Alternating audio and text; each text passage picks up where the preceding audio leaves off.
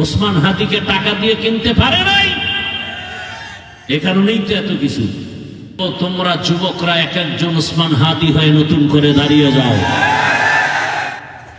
সিলেটের যুবককে আমি বলবো, তোমরা সূচনা, তোমরা সূত্রপাত ঘটাবে, তোমরা সূচনা হবে আমার দেশকে রক্ষার জন্য, জাতিকে রক্ষার জন্য, ইসলামকে রক্ষার জন্য।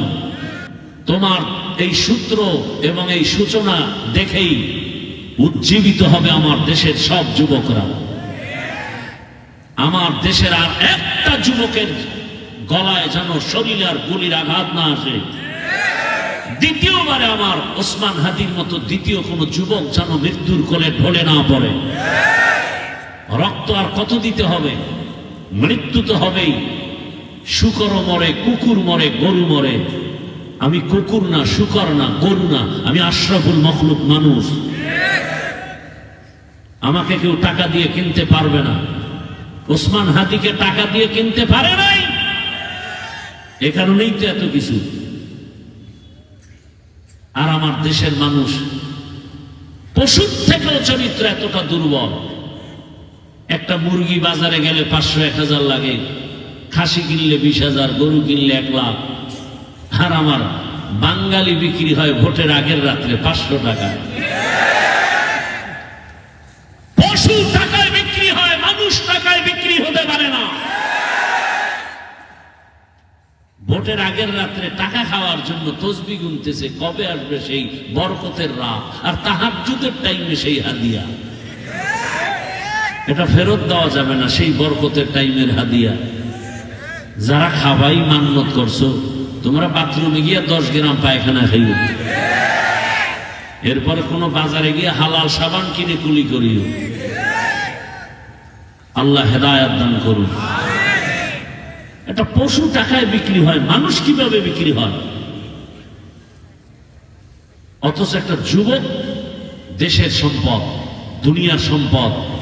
একটা যুবক, তুমি টাকার পেছনে ঘুরছো, আফসোস তোমার জন্য, ধিক্কার তোমার জন্য। তুমি শুধু আদর্শ নিয়ে দাঁড়িয়ে যাও, তোমার নৈতিকতা নিয়ে দাঁড়াও, চরিত্র ঠিক রেখে দাঁড়াও। ডাক্তার হও, ইঞ্জিনিয়ার হও, প্রফেসর হও, উকিল, ব্যারিস্টার হও, তুমি এমপি, মন্ত্রী হও, তুমি একজন ডিসি, এসপি, ওসি হও। গোটা পৃথিবী তোমার কদম চুমতে বাধ্য হবে।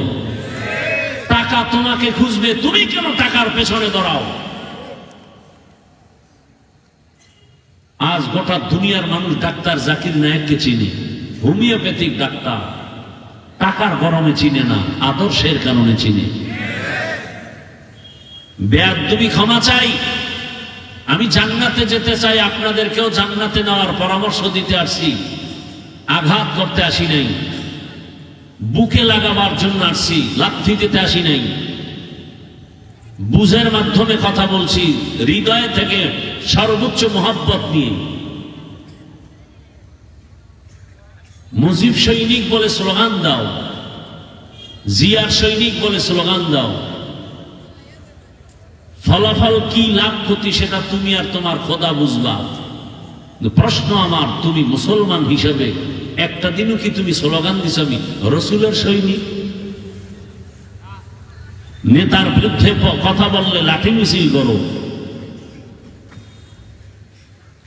আর রসুলের বিরুদ্ধে কথা বলা হয়, ইসলামের বিরুদ্ধে কথা বলা হয়, এখানে তোমার কোনো আওয়াজ নেই। আল্লাহ হেদায়েত দান করুন।